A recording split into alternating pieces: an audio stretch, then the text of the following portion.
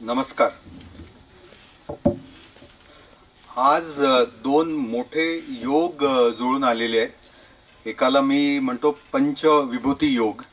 व्यासपीठावरती चार महान व्यक्ती आहेत जे ज्ञानानी अनुभवानी खूप समृद्ध आहेत आणि दुसरे त्रिपाठी सर हे पाचवे विभूती आज इथे या प्रकल्पाला आशीर्वाद देण्यासाठी आलेले आहेत. आणि हा एवढा मोठा योग सहसा जुळून येत नाही आणि या प्रकल्पासाठी तो योग जुळून आलेला आहे. त्याच्यामुळे हा प्रकल्प नक्कीच सक्सेसफुल होणार.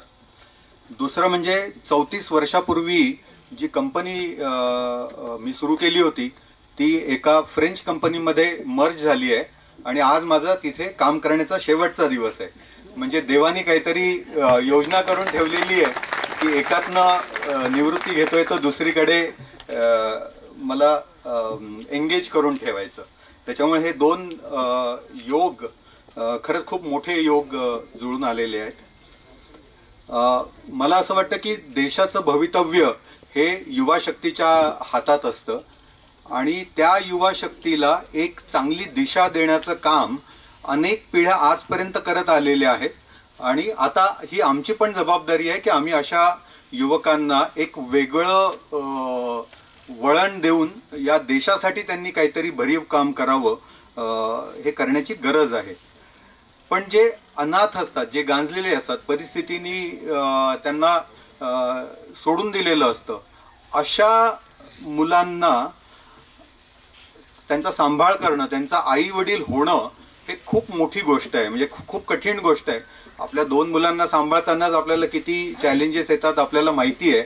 हे तर 130 मुला मुलींचा सांभाळ करतायत आणि ज्या परिस्थितीतनं ती मुलं मुली आलेली आहेत ते बघतात. त्यांनी जे व्रत घेतलेलं आहे ते खूपच मोठं आहे.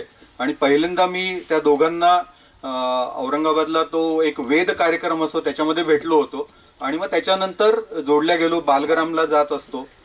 संतोषनी जेव्हा काही त्याच्या संपर्कातल्या व्यक्तींबरोबर युवाग्रामची संकल्पना मांडली त्यावेळेस सगळ्यांनी ती उचलून धरली आणि जेव्हा त्याने आमच्याशी चर्चा केली तेव्हा माझ्या लक्षात असं आलं की जे मुलं 18 वर्षाच्या वरती आहेत त्यांना 2-3 वर्षाचं जर का आपण एक वळण दिलं की समाजामध्ये काय घडतं आहे, समाजामध्ये कशा पद्धतीने वावरायला हवं.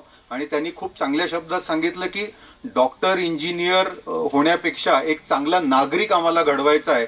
तर ती संकल्पना मला आणि मेधाला खूप आवडली आणि मग आम्ही म्हटलं की आम्ही या प्रोजेक्टमध्ये सहभागी होतो आणि आम्हाला ही संधी मिळाली हे आमचं भाग्य आहे.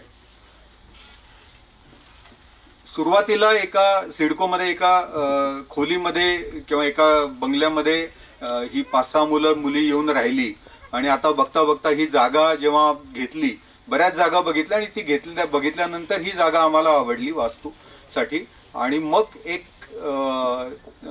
टेम्पररी शेड उभं करून तिथे आता 10 ते 15 मुलं मुली राहत आहेत आणि जे आपल्या संभाजीनगरमध्ये शिक्षण पण घेत आहेत. त्यांच्यापैकी काही जणांना आमच्या कंपनीमध्ये सॉफ्ट स्किल ट्रेनिंग होतं. तर अशा 5 ते 6 जणांना आम्ही त्या सॉफ्ट स्किल ट्रेनिंगमध्ये इन्व्हॉल्व केलं. तेव्हा लक्षात आलं की बुजलेली असतात. त्यांना बोलायचं खूप असतं पण काय बोलावं, कोणाशी कसं बोलावं, कारण ते त्यांना कधी भेटलेलेच नसतात. त्याच्यामुळे त्यांना असं वाटतं की आपण एकदमच मागासलेले आहोत आणि शहरातली मंडळी एकदम पुढारलेली आहे. पण कोणी असं मागासलेलं किंवा पुढारलेलं नसतं, ते फक्त विचारांमध्ये असतं.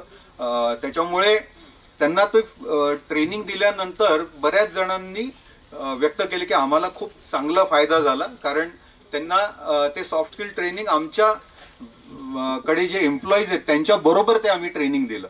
आणि मग आम्ही विचार केला की ही जेव्हा वास्तू होईल त्या वास्तूमध्ये अशा प्रकारचे स्किलिंगचे, सॉफ्ट स्किलिंगचे प्रोजेक्ट्स आपण सायमल्टेनियसली राबवू शकतो. बालग्राममध्ये मी बघितलं तर अत्यंत शिस्तीचं वातावरण आहे. मुलं स्वतःची खोली साफ करणे, स्वतःचे कपडे धुणे, जेव्हा आपण जेवायला जातो तेव्हा वाढणाऱ्या सुद्धा मुली असतात, ताटं त्या घेऊन जातात, विसळून ठेवतात. तर मला असं वाटतं की एक छान शिस्तीचं वातावरण संतोष आणि प्रीतीनी बालग्राममध्ये केलेलं आहे. तशाच प्रकारचं वातावरण या युवाग्राममध्ये राहील याची मी तुम्हाला ग्वाही देतो. याच्यामध्ये आमचं कोर जर का विचारलं तर तो हा असा आहे की या मुलांना स्वतःच्या पायावरती उभं राहून स्वतःचं शिक्षण पूर्ण करण्यासाठी जे जे करता येईल ते करण्याची आमची इच्छा आहे आणि त्याच्यासाठी तुमच्या सगळ्यांच्या मदतीची आम्हाला गरज आहे. दुसरा एक विषय जो माझ्या अत्यंत जिव्हाळ्याचा आहे तो म्हणजे सोशल एंटरप्रेन्योरशिप. प्रकाश दादा, मी जेव्हा शाळेमध्ये होतो तेव्हा बाबा आमटेंचा एक धडा होता आम्हाला आणि त्यावेळेस मला वाटायचं की मी समाजसेवक बनावं, पण ते काही करता नाही आलं. पण जेवढे सामाजिक प्रकल्प असतील तिथे आम्हाला काम करण्याची संधी मिळते आणि त्याच्यामुळे सोशल एंटरप्रेन्योरशिप ही काळाची गरज आहे आणि ती एका डिसिप्लिन्ड मॅनरनी, कारण मॅनेजमेंट हा सायंटिफिक विषय आहे. जसा आम्ही आमच्या उद्योगामध्ये सायंटिफिक मॅनेजमेंट करून त्याला एका वेगळ्या लेवलवरती घेऊन जातो, तसंच सोशल एंटरप्रेन्योरशिप पण एका वेगळ्या पद्धतीने आपल्याला करता येईल. त्याच्यामुळे तशा प्रकारचे काही वर्कशॉप, काही प्रकल्प इथे राबवण्याचा पण आमचा मानस आहे. आपण सगळेजण सुहृदयी आहातच आणि या प्रकल्पाला तन मन आणि धन यांनी जोडल्या गेलेले आहात, जोडले जाणार आहात.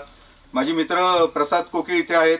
त्यांच्या भाषेमध्ये टाइम, ट्रेजर आणि टॅलेंट हे तुम्ही भरभरून द्याल या प्रकल्पाला. आणि हा जो दिशादर्शी प्रकल्प आहे, पायलट प्रोजेक्ट आहे, हा जेव्हा सक्सेसफुल होईल तेव्हा याचं रेप्लिकेशन कसं करायचं हे आपण बघू आणि आपण स्वावलंबी संस्था म्हणून कशी होऊ याच्याही वरती या वास्तूमध्ये आम्ही भरभरून प्रयत्न करणार आहे. कारण मदतीचे हात खूप आहेत, ते येत राहतील, परंतु आपण काही ना काही पद्धतीने स्वावलंबी कसं होऊ, सेल्फ रिलायंट कसं होऊ, सस्टेनेबल कसं याला मूर्त स्वरूप देता येईल याच्यावरती सारखा विचार चालू असतो. संतोष गर्जे असतील किंवा दीपस्तंभ फाउंडेशनचे यजुर्वेंद्र महाजन असतील, त्यांना स्ट्रॅटेजिक थिंकिंग करून आपण जर काही उद्दिष्ट ठेवलं तर ते कधी ना कधी तरी ते पूर्ण होईल याची आम्हाला गॅरंटी. आणि असे प्रकल्प, असे वर्कशॉप्स इथून राबवावेत असा एक इथे मानस आहे. सगळ्यात शेवटी माझे बालपणीचे मित्र अजय कुलकर्णी यांना जेव्हा याची संकल्पना मांडली तेव्हा त्यांनी माझं घरही बांधलेलं होतं. त्याच्यामुळे मला कल्पना होती की ते वास्तू म्हणून ते फक्त बघत नाही तो बिल्डिंगकडे, त्याच्यामध्ये जो फाउंडर आहे, तिथे जे काम होणार आहे आणि त्याच्या आजूबाजूचा परिसर आहे तो कसा त्याच्यामध्ये रिफ्लेक्ट होईल याच्याकडे ते आवर्जून लक्ष देतात. तर मी त्यांना विनंती करतो की माझे 2 शब्द संपल्यानंतर त्यांनी आपल्याला थोडक्यामध्ये या वास्तूची संकल्पना आम्ही कशी डिस्कस केली आणि ती कशी मूर्त स्वरूपात येईल हे ते आपल्याला सांगतील. तर परत एकदा आपण सगळेजण कामाच्या दिवशी वेळ काढून आवर्जून आलात त्याबद्दल धन्यवाद आणि या प्रकल्पाला तुमच्या शुभेच्छा आणि आशीर्वाद असेच राहू द्या. धन्यवाद.